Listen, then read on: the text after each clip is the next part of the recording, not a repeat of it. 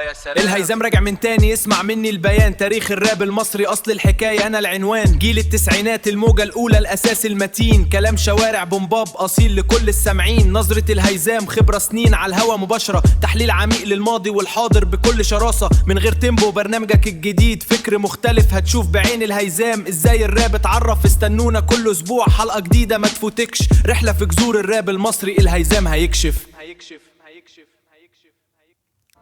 تمام. حلقة جديدة من غير تيمبو. ما بفهمش بالتسويق. يعني أنا عشان أعمل أغاني راب في أول ما بدأت خالص اتعلمت أعمل مزيكا. دي حاجة قد يعني ممكن أكون ما قلتهاش قبل كده، يعني اللي هو مش عارف والله، جايز أكون قلتها يعني، بس أنا ما تعلمتش المزيكا حبا في انا اتعلمت المزيكا اصلا عشان اعمل اغاني راب. فاتعلمت ازاي اعمل بيتس من الولا حاجه، اصلا كانت الامكانيات مفيش اصلا يعني. عشان ما نقعدش نعيد القصه دي كتير، انا عامل لك الارضيه دي عشان اخش لك في منطقه ان انا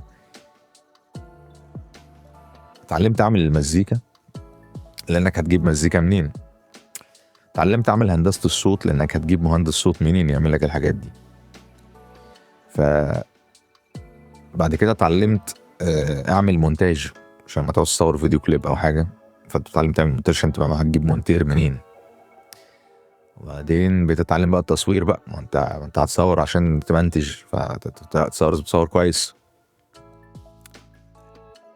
فبقيت بعمل مزيكا وبعمل ميكسينج وماسترينج، تصوير، مونتاج، اضاءه. انت ساعات بتحتاج مع التصوير مع اضاءه، مع الاضاءه جزء من يعني انت زي عالم هندسه الصوت كده، لازم الميكسنج يكون مظبوط عشان الماسترنج يبقى تعرف انت تقدرش ترجع تفتح البروجكت بتاع الميكسنج تاني. فالمونتاج، التصوير هو الميكس والمونتاج هو الماستر. يعني التصوير لو في مشاكل مش هتعرف تمنتج، والميكس لو في مشاكل مش هتعرف تماستر. هي نفس الفكرة بالظبط. فانت بتتعلم بقى كل حاجة متعلقة بالتصوير عشان يعني الداتا بتاعت التصوير مبقاش فيها مشاكل، فترتاح في المونتاج.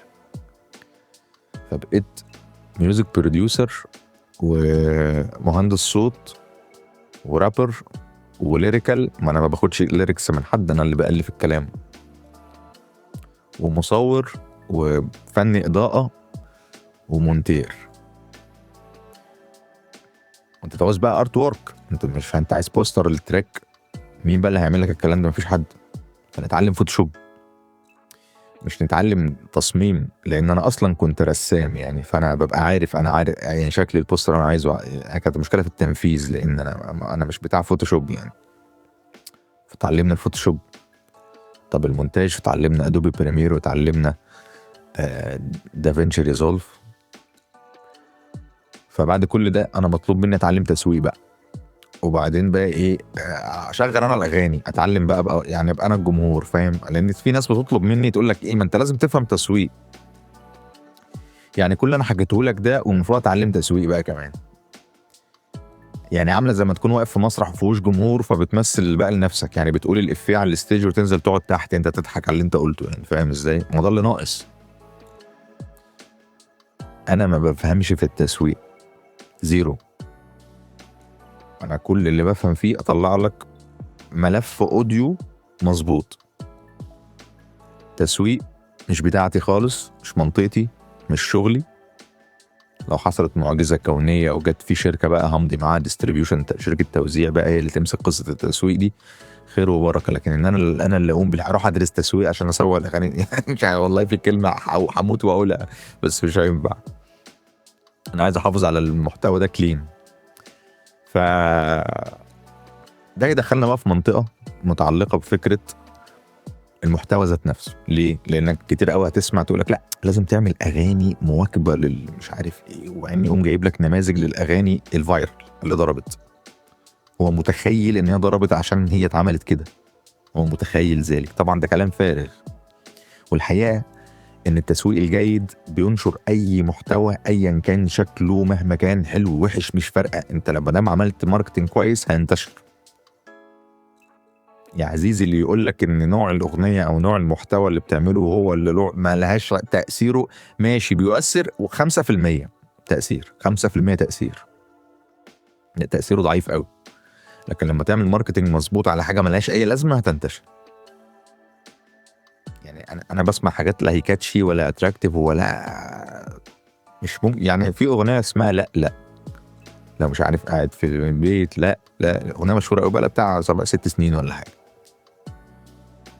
مش ممكن اغنيه زي دي يعني لو ما تعمل، يعني اغنيه لو كانت نزلت على اليوتيوب كده بس ما تعملهاش اي، مش ممكن حد كان يشغل تراك زي ده.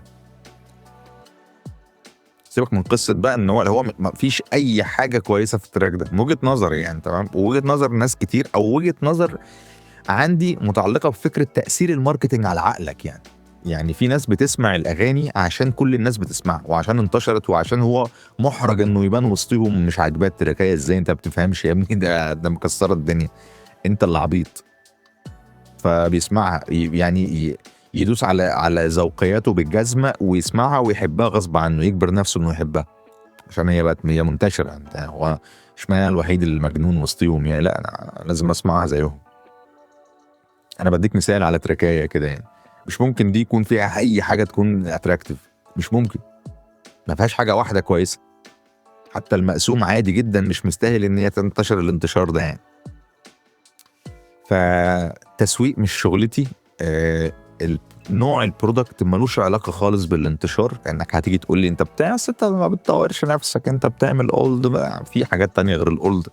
انت عمرك ما دخلت القناه ولا قلبت فيها يعني، انت دخلت سمعت اخر تراكايه او اخر تراكايه سمعتها اصلا كانت من 10 سنين وجاي بتحاسبني على ده دلوقتي مثلا يعني.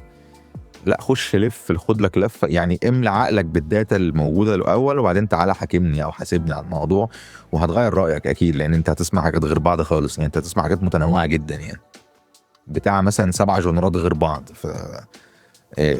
في التراكات اللي هي نازله في اخر سنتين مثلا.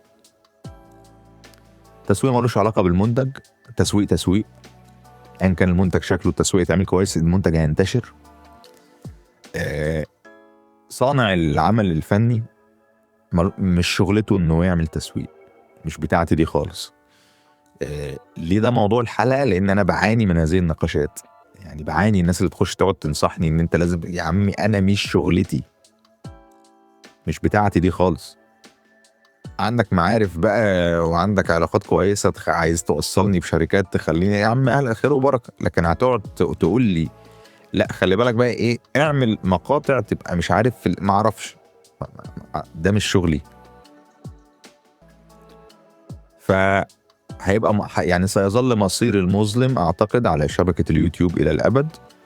وانا سعيد ومكتفي بال15 شخص مخلص اللي بيسمعوني لحد دلوقتي، واشوفكم الحلقه الجايه.